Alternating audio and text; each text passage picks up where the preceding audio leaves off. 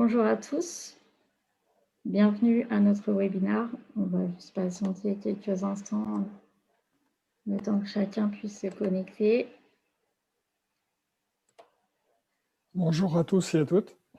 Bonjour. Alors, on se retrouve aujourd'hui pour un webinaire spécial cybersécurité. Donc, face à l'augmentation des cyberattaques, comment organiser la défense et la résilience des organisations publiques et privées. Alors, je suis Amélie Bouteille, chargée de communication, et je suis accompagnée aujourd'hui par deux de nos experts sécurité, qui sont Frédéric Léger, consultant senior informatique et sécurité, et Mathieu Nario, consultant également informatique et sécurité. Alors, le temps que chacun puisse nous retrouver, on voulait vous proposer une petite vidéo pour se mettre dans le vif du sujet. Donc, le temps que je la lance.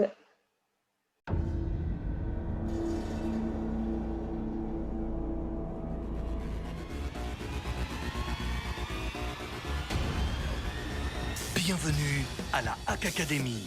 Et maintenant, nous accueillons une nouvelle candidate, la ravissante Jenny.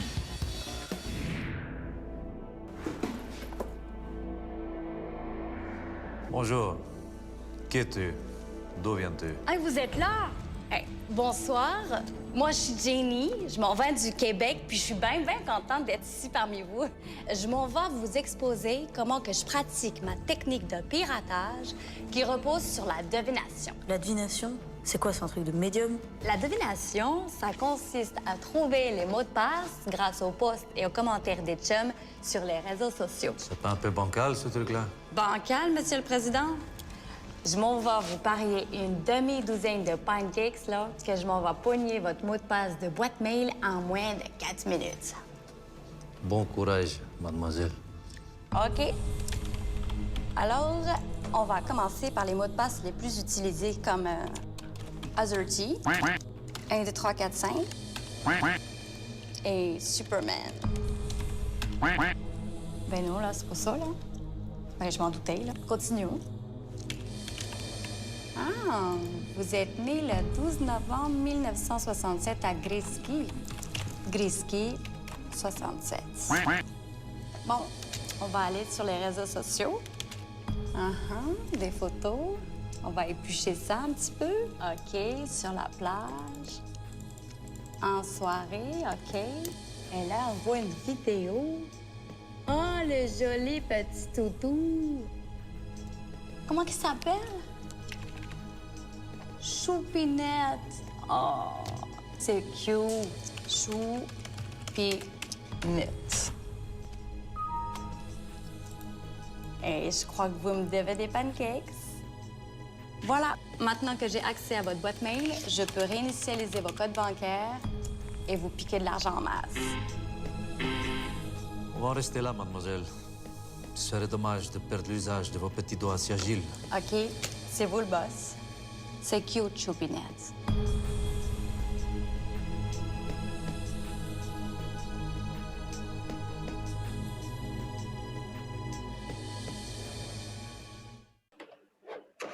Ouais, c'était une petite introduction pour, vous le savez déjà, mais effectivement, les attaques informatiques sont en forte hausse et les préjudices pour les entreprises privées comme publiques peuvent être très importantes. Et en fait, aujourd'hui, avec Frédéric et Mathieu, l'objectif, c'était de vous faire prendre conscience des enjeux et aussi vous donner des pistes et des conseils pratiques pour essayer de vous protéger mieux. Et comment on va faire ça? À travers un quiz. Donc, je vais vous repartager tout de suite. Hop. Et juste avant le quiz, par contre, on voulait quand même vous réexpliquer un petit peu, pour ceux qui ne connaissent pas Covateam, qui nous sommes. Donc, Covateam est un cabinet conseil qui se situe sur Mélan, donc sur Innovallée, juste à côté de Grenoble. Et on accompagne les entreprises dans le conseil, le choix et la mise en œuvre d'outils informatiques plus performants. Donc, comment ça se passe? En fait, on vous propose des experts à temps partagé pour faire avancer des projets sur différents sujets autour du digital, gestion du changement, le RGPD et aussi autour, bien sûr, de la sécurité. Donc, nous avons des experts assez pointus sur ces sujets, donc 7 consultants dont une juriste en protection des données, et du coup, Mathieu et Frédéric, qui sont 2 spécialistes en sécurité du SI, certifiés PECB, donc EBIOS Risk Manager, l'analyse des risques. Donc, pour rendre un peu ce webinaire sympathique, on voulait vous proposer un quiz, et j'en profite aussi pour vous dire que vous pouvez nous suivre sur les réseaux sociaux, notamment sur LinkedIn, où justement on poste régulièrement des actualités, et justement quand on prévoit des webinaires. Vous avez aussi notre site internet, et puis vous avez bien sûr, si vous avez des questions, notre chargé de relations qui est Stéphane Pellécué, qui peut répondre à vos questions sur tous ces sujets. Et j'en profite aussi pour vous dire que le prochain webinaire, ça sera le 1er juin, ça sera sur un autre sujet. Ça sera en quoi le système d'information est un puissant levier de croissance. Et bien écoutez, je vous propose de commencer. C'est très simple. Donc il suffit de prendre votre téléphone portable, de vous connecter sur chaos.it et de rentrer le code PIN du jeu qui se situe en bas de l'écran, le 158 07 42. Donc, je vous le réexplique. Donc, vous prenez votre téléphone portable, vous vous connectez sur chaos.it. Vous allez voir, c'est très simple. On va vous demander un code PIN. Vous rentrez le code PIN qui est le 158 07 42. Vous entrez un pseudonyme. Alors, pour votre pseudo, je vous conseille de mettre vraiment un pseudo parce que ce webinaire est filmé et sera sur une chaîne YouTube. Donc voilà, si vous ne voulez pas voir apparaître votre nom, je vous conseille un pseudo. On va pouvoir commencer. Alors, je crois que c'est Frédéric qui commence cette première question. Eh bien, allez, c'est parti, si tu es prêt. C'est parti. Première question. Alors, quel est le plus gros risque systémique pour les organisations? Question 8, cyberattaque létale. Effectivement, nous allons détailler un petit peu déjà cette source d'information. Alors précisément, nous nous basons sur les différents éléments que nous allons vous apporter pour comprendre la réalité des cybermenaces de différentes sources, principalement la Fédération des assurances et des organisations publiques. Je pense en particulier à l'Agence nationale de sécurité des systèmes d'information ou des associations professionnelles associées. Depuis plus de 3 ans, aujourd'hui, on constate au niveau des assureurs que pour l'ensemble des organisations, le risque de cyberattaque constitue l'enjeu majeur premier, avant même la pandémie, et pourtant celle-ci est bien visible dans nos vies. Et c'est effectivement un aspect qui persiste et qui va encore persister de plus en plus. C'est ce que nous allons voir un petit peu après. Donc, ça fait partie des risques technologiques, effectivement. Et le 6e risque qui apparaît dans le classement 2021, qui était le 5e en 2020, c'est la qualité et l'utilisation des données. En fait, c'est tout ce qui est propre aux données elles-mêmes. Et les deux, du coup, sont vraiment très associés autour du système d'information, évidemment. Les projections qu'on peut avoir autour donc de ces analyses d'assureurs sont aussi qu'à 5 ans, ce risque majeur va persister. C'est donc un élément essentiel que de prendre en compte cette typologie de risque globalisée, internationalisée, qui a des impacts significatifs sur les organisations qui sont touchées. Et c'est donc dans ce risque qu'on appelle cyberattaque létale, c'est bien un risque vital aux organisations qui s'impose à nous. Donc, dans les slides suivants et les questions suivantes, nous allons détailler un petit peu plus ce genre de choses pour pouvoir vous donner des éléments de réponse sur la conduite à tenir autour de cette gestion de risque de manière tout à fait effective. Question 2. Donc la deuxième question, quelle est la principale source de cyber-risque? Ah, là c'était déjà un petit peu plus compliqué. Donc en effet, c'est l'hameçonnage ou le phishing, les emails frauduleux. Félicitations à Plukito qui mène la course. Ce qu'il faut savoir, c'est que le phishing, donc l'hameçonnage, représente en gros 80% des attaques en France et de manière mondialement parlant, c'est à peu près les mêmes chiffres, hein. Donc, ce qu'il faut savoir, donc, ce phishing est une attaque opportuniste comme la plupart des attaques, en fait, c'est-à-dire que c'est pas forcément ciblé. Donc, toutes les organisations sont en situation de risque, puisque la façon dont c'est fait, je veux bien qu'on passe au slide suivant, s'il te plaît, Amélie. La façon dont c'est fait de manière automatique, en fait. C'est-à-dire qu'on a les pirates qui ont industrialisé leur système d'attaque et qui envoient des logiciels, des emails avec des liens, avec des pièces jointes frauduleuses à un nombre de personnes énorme.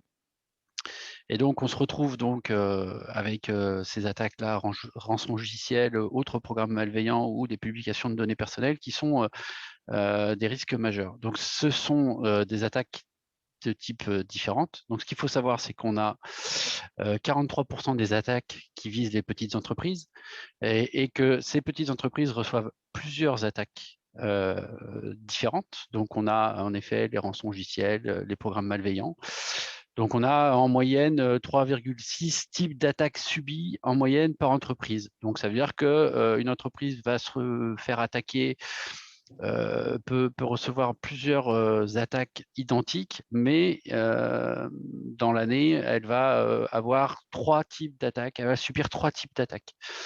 On va aussi avoir des attaques par rebond, des tentatives de connexion, des exploitations de défauts. Donc, en fait, ce qu'il faut savoir, c'est que, étant donné que ces attaques sont toutes, enfin une grande majorité des attaques sont des attaques opportunistes, on ne peut pas se dire, oui, je suis une petite organisation, je n'ai pas de risque, puisque plus de la moitié de ces attaques ne sont pas ciblées. Donc, ce qu'il faut savoir, et ce qui est vraiment très, très important à savoir, c'est qu'aujourd'hui, le cybercrime, les cybercriminels s'allient. Ce ne sont plus, aujourd'hui, le pirate n'est plus le petit étudiant dans sa chambre qui s'amuse. Ce sont bien des organisations très, très fortes qui travaillent parfois même pour des États, travaillent en relation avec des États ou avec des mafias. Donc, on a vraiment un profil de pirate qui est assez généralisé et aujourd'hui, on peut dire que personne n'est à l'abri d'une attaque. Voilà, donc on va passer à la question suivante.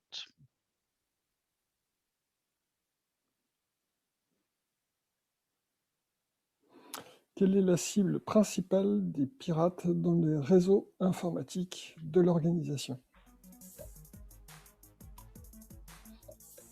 Alors effectivement, pour accéder aux données ou que l'on cherche à pirater ou bien neutraliser et exercer de l'extorsion de fonds, il faut avoir au maximum une prise sur le réseau. Et effectivement, l'annuaire informatique de l'entreprise est un élément clé qui va permettre d'arriver à cette situation. Dans le slide précédent, on a vu effectivement qu'il y avait différents types d'attaques. Et l'objectif d'utiliser plusieurs types d'attaques, c'est de pouvoir mettre la pression maximum pour que le rançonnage puisse être exécuté. Effectivement, si le pirate a récupéré toutes les données, les a exfiltrées, et en plus bloque totalement mon système d'information, je vais avoir une perturbation maximum, une pression maximum qui va être mise sur l'organisation, avec une difficulté importante pour arriver à ne pas payer la rançon et espérer récupérer les données. Il faut savoir qu'aujourd'hui, les paiements de rançon ne dépassent pas 20% de réussite dans la récupération des données vitales qui ont été récupérées. Dans l'exemple suivant, je voulais vous proposer de regarder un petit peu comment ça fonctionne dans la vraie vie. Donc, nous avons un petit schéma simple, très classique, hein, d'une petite organisation qui a un réseau interne dans le cadre en bas, avec de gauche à droite une imprimante, des ordinateurs connectés de manière filaire ou par Wi-Fi, peu importe, un ou plusieurs serveurs de fichiers d'applications, Et puis, un annuaire d'entreprise, donc c'est souvent, pour ceux qui connaissent un petit peu cet aspect technique, Active Directory de Microsoft qui est utilisé. Donc cet annuaire, il a quel rôle? Il a deux rôles essentiels. Le rôle de permettre de gérer la gestion des comptes et des droits des utilisateurs, mais aussi de permettre le déploiement de la configuration du paramétrage de l'ensemble des postes qui sont situés sur le réseau local. De plus en plus, cet annuaire est également couplé avec des logiciels qui sont dans le cloud, chez des éditeurs, pour homogénéiser la gestion des droits, des groupes et des mots de passe. C'est donc effectivement une cible importante. Et l'ensemble de ce réseau est aussi accessible par des postes qui sont en télétravail, soit des postes de l'organisation, préférentiellement, mais souvent, quand on n'a pas eu la capacité à anticiper les effets de la crise, ce sont des postes personnels qui sont utilisés et qui, du coup, vont passer à travers Internet via un dispositif de protection pour assurer un flux protégé entre ce poste à distance et l'ensemble du réseau local. Donc ça, c'est souvent effectivement une organisation qu'on a déjà. Dans le slide suivant, nous allons pouvoir voir un petit peu les 4 étapes que je vous propose à titre d'exemple, utilisées par un pirate pour faire de la collecte et de l'affût de données. Donc première étape, par le biais des emails de phishing, éventuellement ciblés, que l'on a pu voir dans la question précédente, le pirate va effectivement pouvoir usurper un email, l'utilisateur en question, soit à l'intérieur du réseau local, soit en télétravail, va être trompé par l'email qui va être reçu, et donc va exécuter un programme, comme on a pu le voir, sans le savoir et sans s'apercevoir que ce programme est exécuté. Donc ça, c'est la première étape. C'est arriver à s'introduire dans un dispositif de confiance de l'organisation. Deuxième étape, à travers le VPN, donc même quand je suis en télétravail, ou bien lorsque je suis présent dans l'organisation physiquement, le pirate ayant pris le contrôle au moins partiel de l'ordinateur de l'utilisateur va essayer d'explorer le réseau, essayer d'identifier toutes les ressources et discrètement va s'intéresser à son annuaire d'entreprise. Et à partir de là, il va essayer effectivement de prendre dans l'annuaire d'entreprise un contrôle maximum.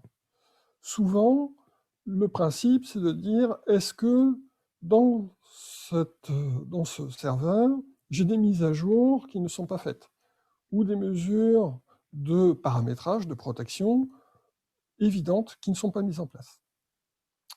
Effectivement, très souvent, le pirate n'a pas beaucoup de difficultés pour trouver l'une ou l'autre faille qui va lui permettre de passer l'étape 2 et à partir de là, de prendre le contrôle de l'ensemble des droits et des comptes du système d'information.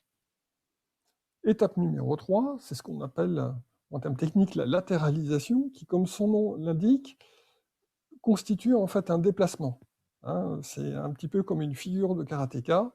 On va se déplacer et on va essayer de prendre le contrôle du coup de l'ensemble des serveurs, des données, des applications.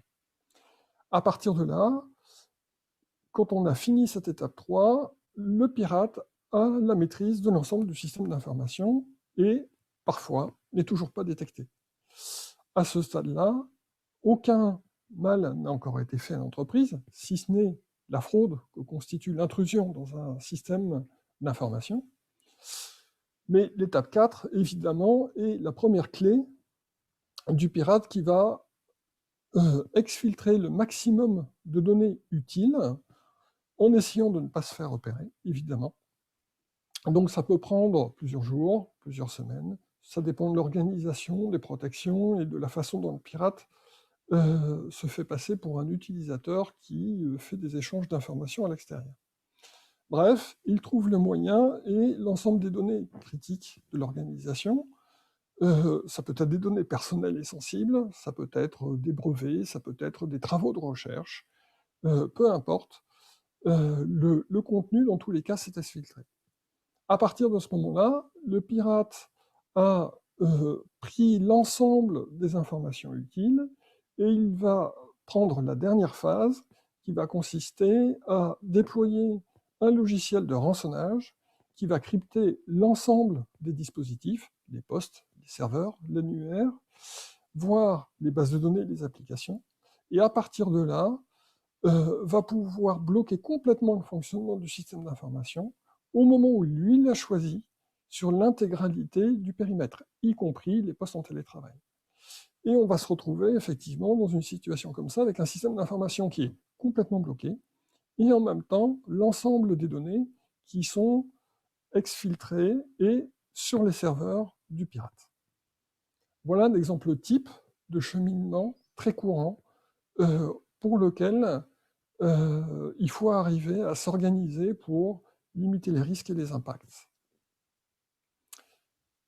Je propose de passer à la question numéro 4. Donc la question numéro 4 est: quel est le risque majeur qui est en plus forte progression actuellement?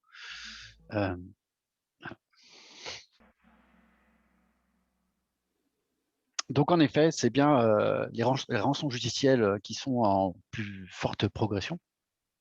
Alors, Ploquito est toujours en tête.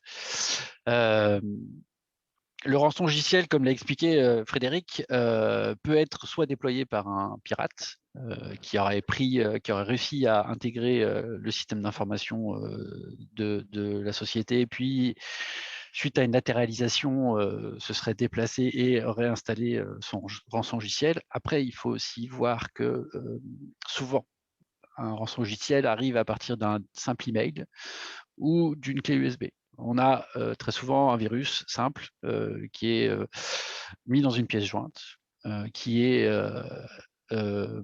posté sur un site internet à partir et le site est accédé à partir d'un lien. Ce qui se fait de manière très classique et très souvent, ce sont des fraudes avec des emails qui proviennent de banques ou de services très connus, des services type Microsoft, Amazon pour les utilisateurs standards. On reçoit un email en fait qui semble tout ce qu'il y a de plus crédible, un email qui vous indique que vous avez des informations à valider quelque part, et puis vous allez cliquer sur un lien qui va vous amener sur un site sur lequel vous allez vous retrouver à télécharger de manière invisible un logiciel qui va s'installer sur votre machine. Ou alors une pièce jointe, un simple PDF, qui va être envoyé par un de vos collaborateurs ou pourquoi pas un de vos sous-traitants ou un de vos fournisseurs.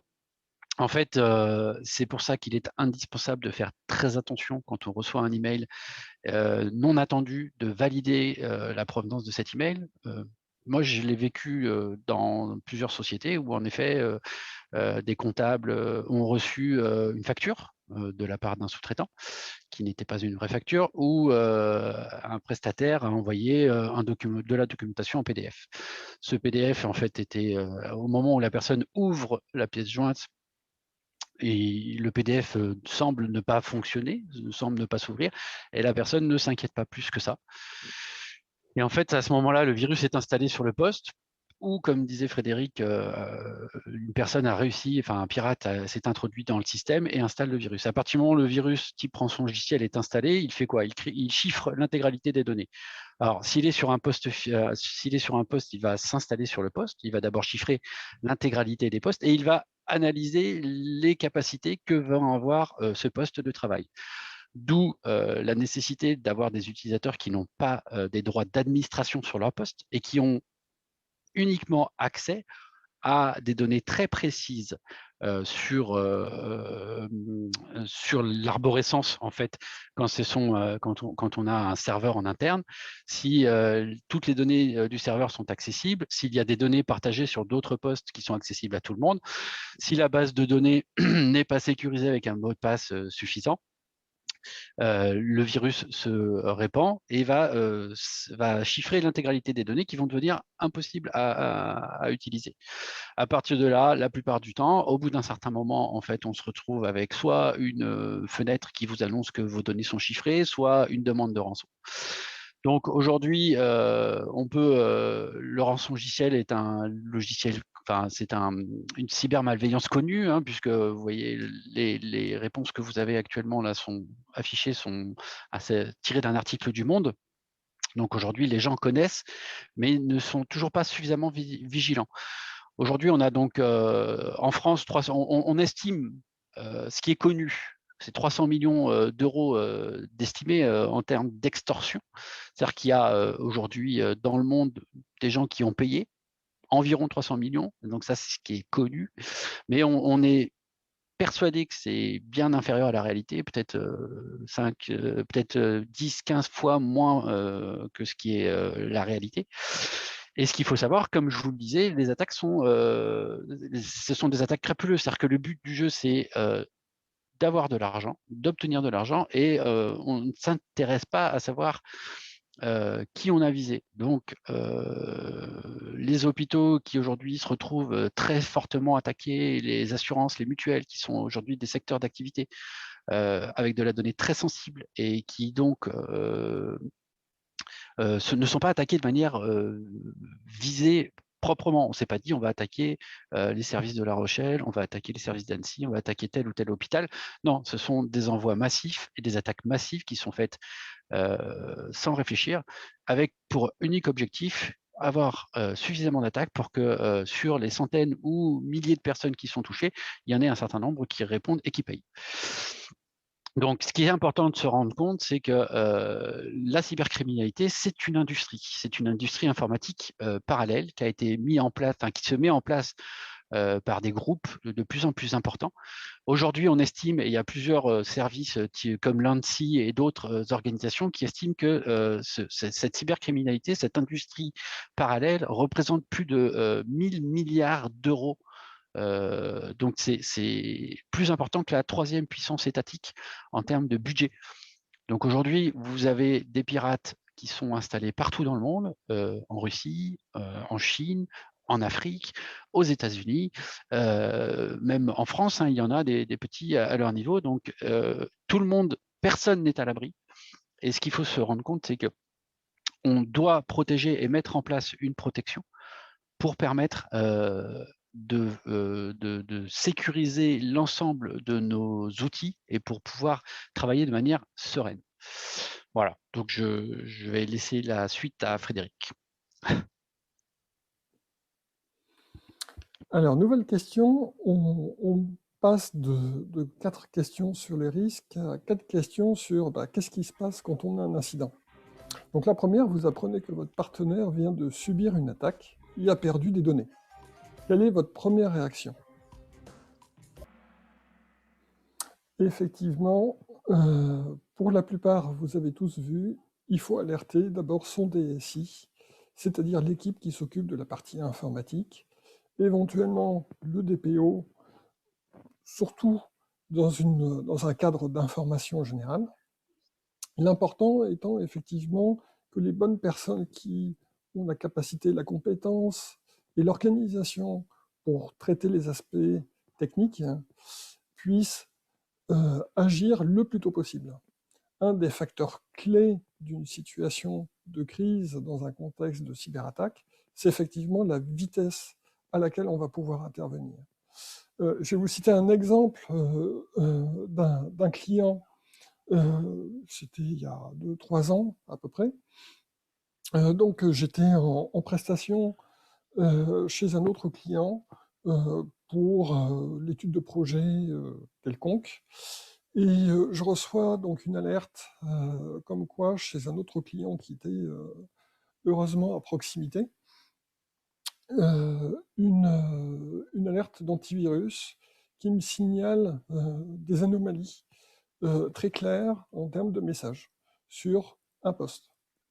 Donc je me dépêche, je préviens le client que j'ai une urgence et il faut que j'intervienne rapidement, je suis à proximité, donc j'étais le plus à même de pouvoir faire cette action-là. Je prends la voiture, un quart d'heure après, je suis donc chez le client qui est infecté, et immédiatement, dès que je suis arrivé, j'ai demandé à débrancher tous les postes. Donc on a fait le tour, c'est un petit client, donc on avait une dizaine de postes actifs, donc on a débranché du réseau, purement et simplement, tous les postes. Et à partir de là, on a pu voir que on avait un logiciel de type ransomware, plus cheval de Troie, plus une autre forme de virus, qui s'était déjà déployé sur 3 postes différents. Heureusement, le serveur n'a pas été touché.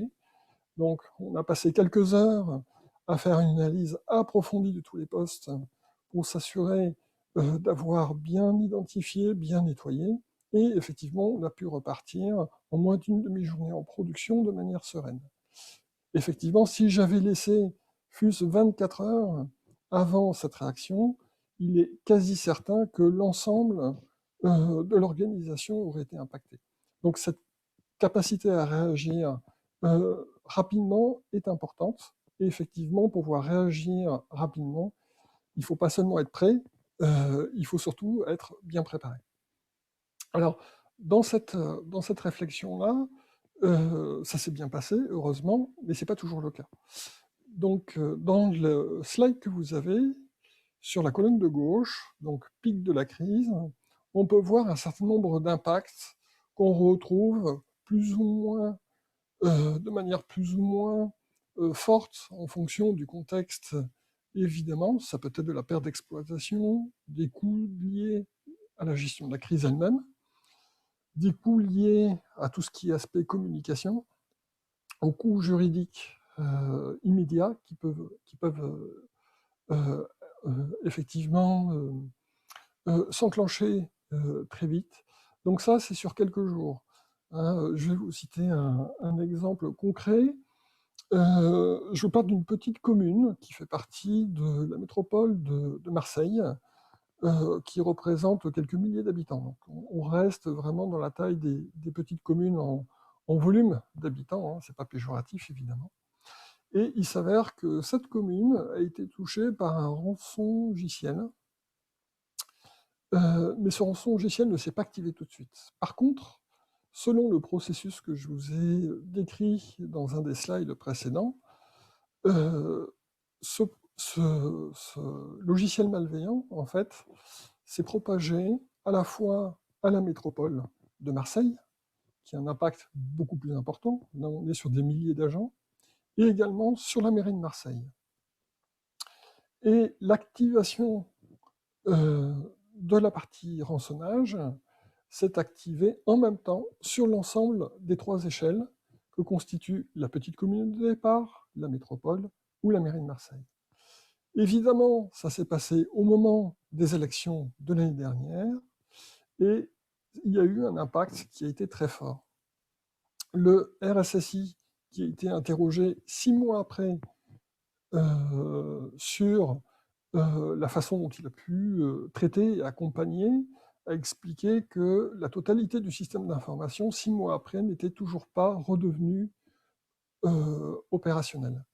En fait, ils estimaient environ 90% la reprise qui a pu avoir lieu, mais il reste entre 5 et 10% au bout de 6 mois qui n'étaient pas revenus en situation de production normale.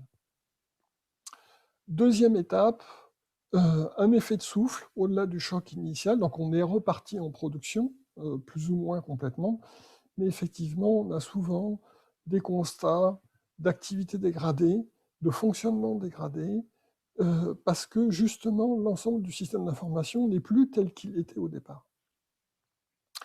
Et puis, on s'aperçoit que des coûts importants peuvent être, durant cette période-là, nécessaires pour compléter la sécurisation du système d'information ou rétablir certains fonctionnements avec des environnements, des contrats différents, avec des projets qui sont gérés dans l'urgence. Si l'ensemble des aspects de curation des logiciels malveillants n'ont pas été suffisamment bien traités, un autre risque, c'est que le pirate, au bout d'1 mois ou 3 mois, recommence pour toujours pousser plus loin la pression qui est mise afin de poursuivre son extorsion de fonds. Troisième partie, donc la réplique. Donc en général, après les deux premières, effectivement, on arrive à remonter un système d'information, dans certains cas, à recréer un système d'information. Hein, ça a été le cas il n'y a pas longtemps du fabricant de lingerie Lise Charmel à Lyon, qui, suite à une attaque de ce type, a décidé de reconstruire un système d'information en partant de zéro. Évidemment, ça a pris plusieurs semaines qui ont nécessité un arrêt complet de l'activité de l'entreprise. Mais pour eux, c'était le meilleur choix pour être certain de repartir avec un niveau de confiance absolu pour pouvoir effectivement répondre avec une meilleure résilience aux futures cyberattaques. Et donc, effectivement, on a la partie réplique qui peuvent être aussi relativement importantes, essentiellement sur des aspects de communication juridique, d'image, de réputation. Si on passe à la question suivante. Alors, la question suivante. Donc, après la pause déjeuner, suite au coup de fil qui vous a appris les informations, vous revenez à votre bureau et vous constatez que vous ne parvenez plus à vous connecter à votre poste de travail. Que faites-vous? Donc, vous revenez de manger et votre ordinateur semble fonctionner bizarrement, ne pas être accessible, les dossiers sont illisibles. Que faites-vous? Eh bien, félicitations. Tout le monde n'a pas ce si beau réflexe. Certains pensent à éteindre. Et en effet, il ne faut pas éteindre un ordinateur. Il ne faut pas éteindre un ordinateur suite à un problème. Il faut bien le débrancher. Toujours plus Quito en tête. Félicitations à vous. En effet, éteindre un ordinateur lorsqu'il est atteint d'un virus, ça pose un petit souci, qui est qu'on efface un certain nombre d'informations dans les journaux de log de Windows. Et en fait, on va perdre des données qui vont permettre d'identifier éventuellement le virus, d'identifier la provenance du virus, d'identifier la méthodologie de chiffrement, c'est un rançongiciel. Donc, en effet, il ne faut pas l'éteindre, il faut le débrancher du réseau. Pour cela, il faut bien, en effet, débrancher le câble réseau, mais aussi penser à couper le Wi-Fi, ce qui n'est pas toujours le cas. Donc, c'est vraiment les deux actions à faire. On débranche le câble, on coupe le Wi-Fi, on vérifie que le Wi-Fi est bien coupé. Hein. Et si on a un ordinateur portable, on n'hésite pas en effet à prendre l'ordinateur portable et aller voir directement l'équipe informatique en disant j'ai un problème avec mon ordinateur. Alors, c'est primordial de faire ça le plus vite possible. En effet, la vitesse de propagation d'un virus en fonction du type de virus va être plus ou moins importante. Moi, alors que j'étais en poste il y a quelques années dans une entreprise, j'ai vécu ça où une personne a ouvert, donc comme je vous le disais précédemment, un fichier soi-disant PDF à partir d'un email qui ne s'est pas ouvert, qui ne s'est pas inquiété plus que ça le matin, a fait ça à 7h30 ou 8h du matin, et qui est revenu me voir vers 3h de l'après-midi en me disant « Mathieu, je ne comprends pas, sur mon ordinateur, tous mes fichiers sont illisibles, il y a des trucs bizarres d'écrits, est-ce que tu peux venir voir ?» Donc je suis allé voir et la première chose que j'ai fait en arrivant, en effet, c'est j'ai débranché tout de suite son câble réseau et son Wi-Fi. Et à partir de là aussi, j'ai commencé à aller vérifier s'il y avait des incidents au niveau global, en fait. Donc, j'ai demandé à l'intégralité des personnes qui étaient sur site de savoir si elles avaient des problèmes pour accéder à des documents. C'est à ce moment-là qu'on s'est rendu compte qu'il n'y a aucun PC qui n'avait pas de partage était touché. Par contre, les PC qui avaient des partages réseau étaient touchés et le serveur de données était touché. Donc, on avait bien un virus qui partait de cette machine-là, mais qui ne s'était pas déployé à d'autres postes. Par contre, qui avait fait une latéralisation au niveau des accès réseau pour pouvoir chiffrer les données. Donc, à partir du moment où j'ai débranché le portable du réseau, le virus s'est arrêté d'agir au niveau de l'entreprise. On a pu s'occuper du portable. qui au final a été réinstallé complètement puisque c'était un rançongiciel avec un chiffrement et qu'on n'allait pas payer la rançon. Donc toutes les données étaient perdues. Donc tout ça pour dire que aujourd'hui, dans une organisation, ce qui est important, c'est de mettre en place de la sécurité à partir de référentiels. Aujourd'hui, on vous présente le référentiel RGPD, qui est celui sur lequel nous avons travaillé depuis, sur lequel nous travaillons depuis plus de 2 ans maintenant, en faisant des audits de sécurité auprès d'organisations publiques et privées, qui permettent en fait de mettre en place une certaine conformité, une certaine sécurité informatique, et surtout des bonnes pratiques auprès des utilisateurs. Donc, en effet, dans ce référentiel RGPD, il y a cette sensibilisation des utilisateurs qui est primordiale. Aujourd'hui, la sécurité informatique, enfin depuis toujours, la sécurité informatique, elle est basée sur l'utilisateur. C'est-à-dire que si l'utilisateur ne fait pas ce qu'il faut, si on ne lui explique pas les dangers et si on ne lui donne pas les clés pour agir comme il faut, il y a forcément un risque. On pourra mettre toutes les sécurités qu'on peut. Un utilisateur qui branche une clé USB sur un poste, si le poste n'est pas complètement fermé et si la clé USB est verrouillée, eh ben, il y a un risque. Donc l'utilisateur, il doit savoir. Pour ça, il faut qu'il y ait une charte informatique qui lui explique ce qu'il peut faire, ce qu'il ne peut pas faire, et pourquoi. Et puis après, on met en place tout un cycle de sécurité et de référentiel, donc le RGPD, l'hygiène de la sécurité informatique fait par l'ANSSI. Donc ça, c'est vraiment un guide qui permet de mettre en place des bonnes bases en termes de sécurité. Et à partir du moment où on sensibilise les utilisateurs, on met en place des bonnes pratiques, on élimine un grand nombre de risques. Et puis après, on met en place une sécurité globale, une politique de sécurité des systèmes d'information qui va permettre en fait de faire baisser le risque généraux. Et je vais laisser la suite à Frédéric pour la question numéro 7. Donc votre responsable informatique vous informe que votre activité ne pourra pas repartir avant au moins une semaine.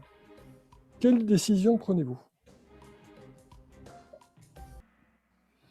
Alors effectivement, cette fois, les résultats sont un peu plus partagés. Mais dans le cas général, une fois que on aura pu garantir que les postes et les serveurs sont effectivement bien nettoyés, voire réinstallés, on va pouvoir utiliser une sauvegarde, souvent une sauvegarde externe, qui fait partie des dispositifs et des bonnes pratiques de base, pour restaurer les données et repartir en production. C'est effectivement, en général, la façon de faire la plus efficace. Toutefois, ça peut prendre du temps. Il faut s'assurer évidemment préalablement que les sauvegardes sont de bonne qualité, qu'elles sont efficaces et que des tests de restauration réguliers permettent de s'assurer que les sauvegardes vont pouvoir répondre aux besoins. De même, la solution technique de sauvegarde doit pouvoir être suffisamment indépendante du système d'information de production, c'est-à-dire dans notre schéma du réseau interne de l'organisation, pour s'assurer qu'elle ne soit pas directement impactée elle-même par les rançongiciels. Et c'est exactement ce que va chercher le pirate. Il sait très bien que la mesure de protection contre lui, une des principales, ce sont les sauvegardes. Donc il va aussi essayer d'atteindre les prestataires pour détruire la solution de sauvegarde. Donc, la façon dont on va gérer les sauvegardes, en interne et en externe, va avoir une très forte importance sur la capacité à reprendre l'activité après une intrusion qui est réussie et des activités de type rançongiciel. De plus en plus, on utilise des sauvegardes qui sont complètement externalisées pour compléter des sauvegardes internes. Mathieu vous parlait du référentiel du RGPD qui s'impose à tous, et ce référentiel explique et exprime directement que une partie des sauvegardes doit pouvoir être à l'extérieur, en complément des sauvegardes qui peuvent être faites aussi à l'intérieur. Voilà un exemple de façon de revenir en production qui est assez classique dans le type des cyberattaques que nous avons pu voir jusqu'à présent. Je propose de passer à la question 8. Alors, question 8. Une fois que votre système d'information est remis en état de marche et que votre activité est reprise, quelles sont vos décisions? Que faites-vous? Merci. Donc voilà, donc on met en place un plan excusez-moi, ça m'a perturbé. On met un plan d'amélioration continue en place. Pourquoi? Le principe, il est là. Il faut analyser la sécurité de son système d'information. On a été attaqué, on a eu un virus ou pas. Mais si on a pris un virus et qu'on a des soucis, bah, la réaction derrière, c'est de se dire, bon, qu'est-ce qui s'est passé? Pourquoi c'est arrivé? Comment c'est arrivé? Donc, on met en place un processus d'amélioration continue dans une logique de processus de qualité avec on commence par analyser en fait le système d'information. Donc les étapes, c'est de se dire comment on va faire. Donc on va commencer par se dire qui va piloter ça. On met en place une gouvernance, on construit une équipe de pilotage. Cette équipe de pilotage, en fonction de la taille de votre organisation, donc sur une petite organisation, une petite commune, on va être 2-3 personnes. Dès qu'on va commencer à être, je ne sais pas, une communauté de communes ou peut-être une grosse agglomération, on va avoir 5 personnes. Et puis après, sur les grandes entreprises, on peut se retrouver avec une dizaine de personnes qui vont faire partie de ce comité de pilotage. Donc, une fois qu'on a choisi qui va piloter, on va réfléchir à cette politique de sécurité qu'on va mettre en place. Donc, l'objectif de cette politique, c'est quels sont les référentiels. On a parlé tout à l'heure du référentiel RGPD qui est en effet obligatoire depuis 2018. On a le guide de l'hygiène des systèmes d'information de l'ANSSI qui est une vraie base presque minimale, en fait, indispensable pour les organisations. Et puis après, en fonction du secteur d'activité dans lequel on est, on va avoir un certain nombre de référentiels aussi à appliquer. Si on travaille dans le domaine de la santé, par exemple, il faut travailler sur le référentiel ISO 27001. Quand on est dans les assurances et les mutuelles, ce qui est le cas de certains de nos clients, ben, on travaille sur le référentiel solvabilité 2. Donc voilà, on prend ces référentiels et on se dit, voilà, il faut qu'on applique la sécurité du système d'information pour être dans ce référentiel et respecter ce référentiel. Donc, une fois qu'on a choisi ces objectifs, qu'on a mis en place les principes, on fait un état des lieux. Donc, pour ça, on peut faire appel à une société comme la nôtre, hein, qui vont être capables de venir faire un audit précis, qui va être un audit technique, mais aussi organisationnel, puisque la sécurité informatique, ce n'est pas que mettre un pare-feu, mettre un antivirus, mettre des bons mots de passe. C'est aussi une organisation. Comme je vous le disais, le RGPD aussi impose de mettre en place une charte informatique. Donc, une charte informatique, il faut l'écrire, il faut faire appel éventuellement à des juristes, et il faut réfléchir à ce qu'on veut mettre dedans, pourquoi on met dedans. Les référentiels vous parlent souvent d'habilitation, c'est-à-dire qui a accès à quoi. Donc pour ça, il faut réfléchir à comment on organise sa donnée, à quel endroit elle est située. Il y a tout le système de sauvegarde à mettre en place. Donc tout ça, il faut l'étudier, il faut l'analyser, il faut faire un audit qui ne va pas que être technique. Donc nous, on fait des audits autour du RGPD et du guide de l'hygiène et d'autres référentiels aussi. Qui vont permettre en fait de savoir où on en est, faire un état des lieux, savoir en fait quel plan d'action on doit mettre en place, quelles sont les actions les plus urgentes.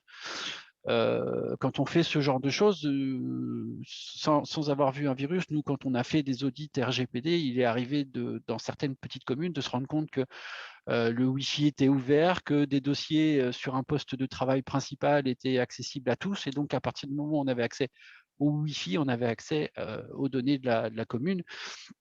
Ce genre de choses, c'est un plan d'action, c'est-à-dire que c'est une action immédiate. On coupe le Wi-Fi. On ne peut pas se permettre de…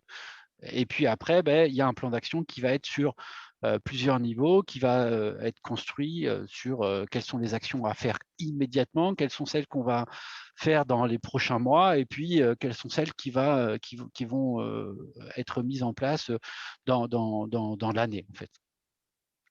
Et puis après, on met en place un contrôle pour pouvoir mettre en place une itération qui va permettre de reprendre ce cycle complet, en fait, de les objectifs et les principes de ma politique de sécurité du système d'information, ma PSSI, est-ce qu'ils sont toujours à jour, est-ce qu'ils sont pertinents? Donc voilà, il faut avoir un contrôle pour une fois par an, une fois, 2 fois par an en fonction du degré d'importance, ou tous les 2 ans. Si on prend Solvabilité 2, c'est un audit tous les 2 ans au niveau de la sécurité. Donc, on met en place le niveau de contrôle, on décide du niveau de contrôle et de savoir en fait qu'est-ce qu'on va atteindre. Et puis l'itération se fait à partir de là, la PSSI, l'état des lieux et ainsi de suite. Donc voilà. Donc à partir de là, ce qu'il faut se rendre compte, c'est que la sécurité des systèmes d'information, tout comme l'informatique, c'est un budget.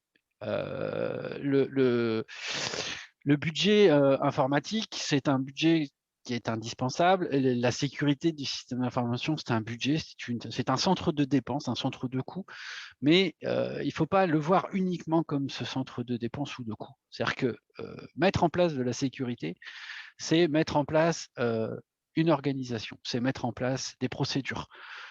Donc, cette organisation, cette sécurité va vous stabiliser votre système d'information. À partir du moment où vous avez un système d'information qui est plus stable, vous avez des utilisateurs qui travaillent de manière plus fiable, plus facile, qui vont accéder aux données, uniquement aux données dont ils ont besoin et qui vont y accéder de manière simple. À partir du moment où vous accédez à ces données de manière simple, vous avez un gain de productivité non négligeable. La performance globale de votre entreprise, elle se fait sans aucun... la performance s'améliore puisque votre système d'information est plus stable, plus efficace. Oui, merci en effet. À partir du moment où vous avez mis en place un certain nombre de référentiels, que vous êtes sûr que vous êtes audité sur ces référentiels, que vous respectez le RGPD, que vous êtes sûr d'être bon au niveau du guide de l'hygiène, que vous êtes certifié ISO 27001, vous pouvez communiquer à partir de ces certificats, à partir de ces référentiels. Et donc forcément, vos partenaires, vos sous-traitants, vos clients pour les entreprises du privé vont avoir plus facilement confiance en vous, et donc c'est un marché qui peut s'ouvrir. Donc cette amélioration globale en fait est imposée par un certain nombre d'organismes, pour les assurances, comme je vous disais, la Solvabilité 2. Les hôpitaux doivent avoir un certain nombre doivent respecter l'ISO 27000 puisqu'il y a de la donnée sensible et de la donnée médicale.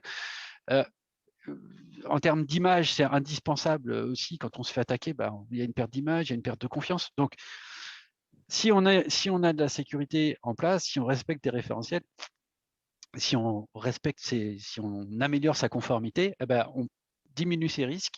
Et donc, on a un gain global, en fait, en termes de chiffres, en termes de production. Et donc, pour le dernier point, ça nous permet d'améliorer la disponibilité et la confidentialité du système d'information. En fait, ce que ça veut dire, c'est que vous renforcez, vous sécurisez vos données, vous savez que vous avez une capacité à répondre face à une attaque. Aujourd'hui, il existe des possibilités de faire des audits très ciblés avec justement EBIOS Risk Manager, qui va vous permettre de faire des audits ciblés sur votre capacité à résister à certains types d'attaques en fonction de votre activité, en fonction de ce que vous avez du référentiel sur lequel vous travaillez.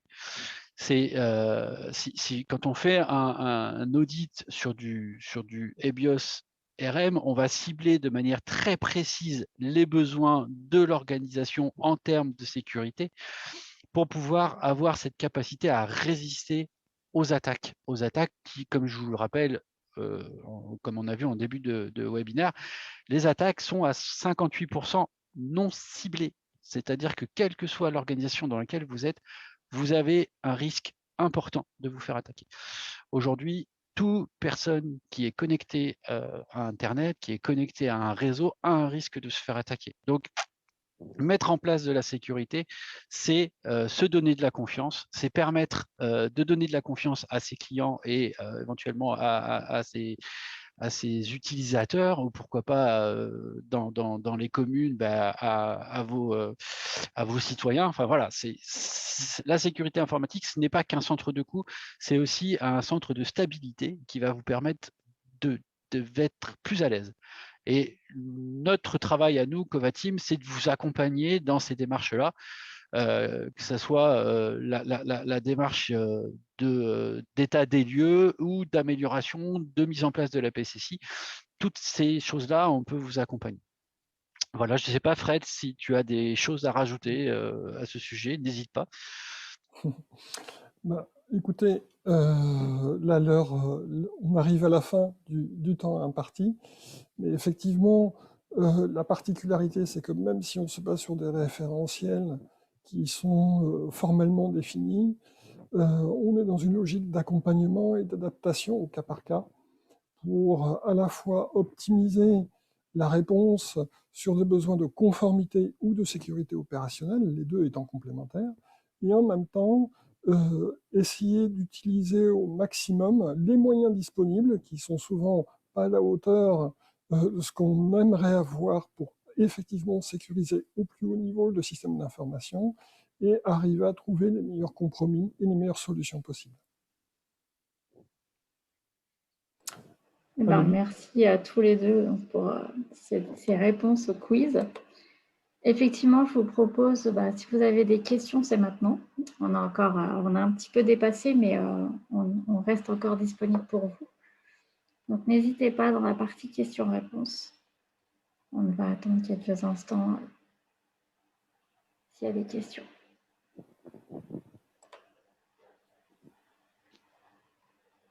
Apparemment, il n'y a pas de questions, c'est que vous avez été super. Bon, bien sûr, on reste disponible par mail, par téléphone, si vous avez des questions qui arrivent dans la journée ou plus tard. Et puis, écoutez, on va peut-être pouvoir conclure s'il n'y a pas... C'était un remerciement. Ah, bon, très bien, merci. Merci aussi. Écoutez, on va vous libérer. Et puis, je me permets juste de vous remettre les coordonnées de Stéphane, qui peut aussi répondre à vos questions, bien sûr. Et écoutez, on vous souhaite une belle journée. On espère que ce webinaire a pu vous éclairer sur ce sujet et vous apporter des bonnes pratiques. Et puis, on vous dit à très bientôt. On va voir pour les web. Je vois qu'il y a quelqu'un qui demande pour avoir les diaporamas par email. Je pense que ça doit pouvoir se faire. On doit pouvoir mettre à disposition. On va s'en occuper dans les prochains jours. Ah si, il y a une question. Ah j'ai vu une question arriver. Parce que si on a un seul serveur physique avec 2 serveurs virtuels, est-ce que si l'un des serveurs virtuels a été attaqué, l'autre le sera aussi? Non. Enfin, oui et non. Non. De base, un serveur virtuel, ça reste une machine indépendante. Donc, si l'attaque est au niveau du serveur virtuel, donc au niveau du Windows serveur ou d'un Linux serveur, l'attaque sera sur ce serveur. Après, la plupart des virus ont quand même une capacité de propagation non négligeable. Donc, en étant sur le même réseau, en ayant attaqué un serveur, pour un peu qu'on ait récupéré les mots de passe administrateurs, enfin que le virus et les mots de passe administrateurs, il va se propager. Et donc, il va se propager au deuxième serveur virtuel et aussi au serveur physique à terme. Donc, voilà. Après, c'est plus compliqué de désactiver le réseau d'un serveur virtuel de manière simple. Alors là, il faut tout de suite appeler votre prestataire quand c'est arrivé. Une autre possibilité, en fonction du contexte précis d'implémentation, peut être effectivement d'isoler chaque serveur dans ce qu'on appelle une DMZ ou un VLAN, c'est-à-dire en fait une partie de réseau qui est privée au serveur et pour lequel la communication avec les autres serveurs, avec les utilisateurs ou avec Internet passe par les systèmes de sécurité comme les pare-feux qu'on a pu évoquer dans le schéma. Donc c'est un pare-feu qui va pas seulement fonctionner entre le réseau interne et l'accès à Internet, mais également entre les différents serveurs. Ça fait partie des solutions qu'on peut effectivement mettre en place. Très bien. Merci pour ces explications. Merci Laurence pour votre question. Du coup. Eh bien, écoutez, je pense qu'on va pouvoir terminer. Et ben, merci Frédéric, merci Mathieu. Et puis, on vous souhaite une belle journée. On vous dit à bientôt. Au revoir. Bon appétit et bonne À journée. bientôt. Au revoir. Au revoir.